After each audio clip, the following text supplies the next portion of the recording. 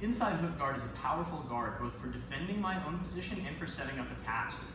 One of the most effective attacks from the inside hook guard looks really fancy, but actually isn't, and it's an effective back take. We're gonna call it the inside Berimbolo. Most people know it as the kiss of the dragon. I'll explain why I wanna call it the inside Berimbolo in a second. It's gonna allow you to invert, and there are some solo drills for inversion that are posted elsewhere on the channel that you can check out. But one of the cool things about this position is it gives you structures which are going to help you invert. And so although this does look like an advanced move, which it is, it's not the move that I think is inaccessible to people with some degree of flexibility. So, however we got here, we're going to have the inside hook. Can you just square up with me?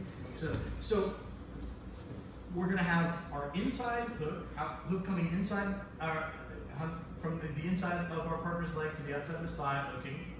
I want my foot posted here on his hip with my toes inside. And I can be making grips, but we're not going to make grips for this part of the video because this move works both gi and no gi. Some people like to grab the heel or the pants or sleeves and collars.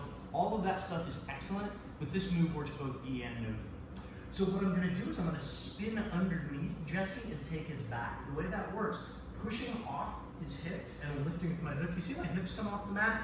My hand is going to put the heel of my hand, my palm toward myself, and the heel of my hand toward Jesse against his shin, which allows me to spin. As I spin, I'm going to reach with my palm behind his knee pit, and now you can already see I've stopped Jesse from turning back into me. The way the move works, I'm going to continue to invert and up behind him. He's off balance. A lot of times guys will dive forward here, but we're not going to do that with this part of the video and show that later. Now, all I do is switch my hooks, put my hooks behind his knees in what some people call a crab ride.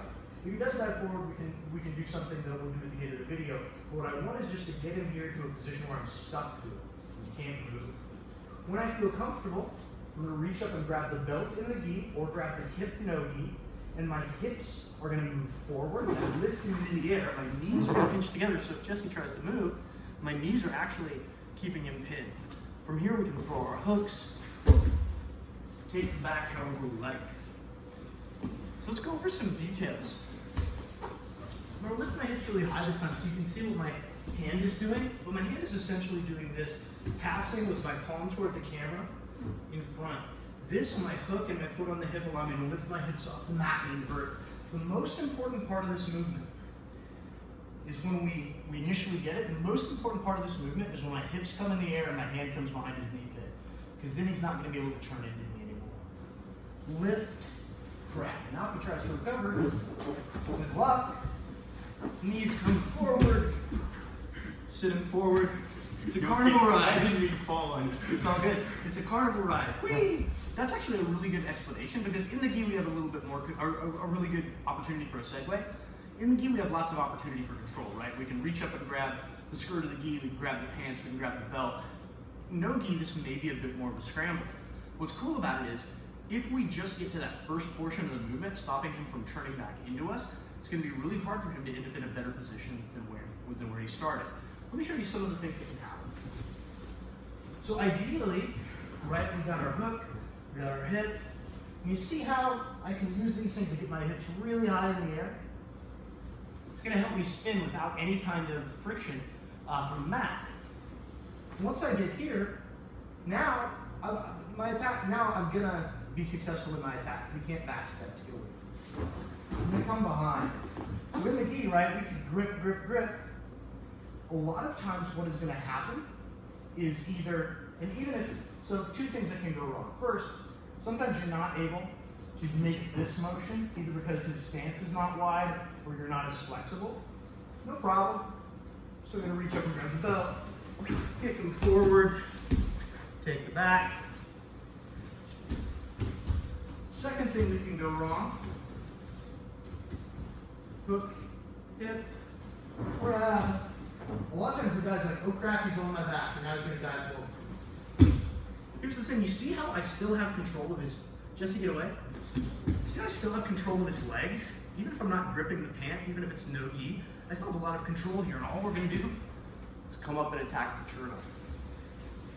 The reason that this move, so this move is a very effective back attack that is pretty low risk, because those are the things that can go, like if those things go wrong in the middle of the move, no problem. The consequences are it doesn't look as smooth the back take, or maybe we only end up on top in the turtle instead of taking the back.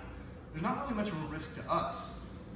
So if he defeats the move after we're already under him, at worst we're gonna get up on top.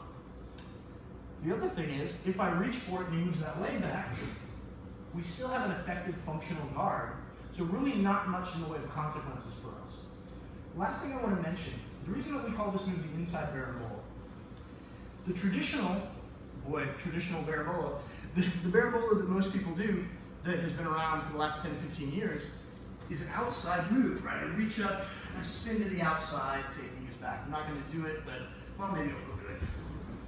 Right, we put his hips on the mat here, come up under, take the back a lot of different ways. The inside berimbolo, instead of spinning to the outside, we spin to the inside, right? And so same back take motion, same inversion, just the difference is outside and inside. So it's an advanced movement, and if you're not comfortable inverting, it's probably not going to be the attack for you, but it's something that you should know, because for one thing, it pairs really well with the outside hook guard. If they disrupt our outside hook guard, we can go to the inside hook guard, try to do this. If you're working back takes from your outside hook and their hip to it, we can pair it by going back and forth with this move, the inside berimbolo.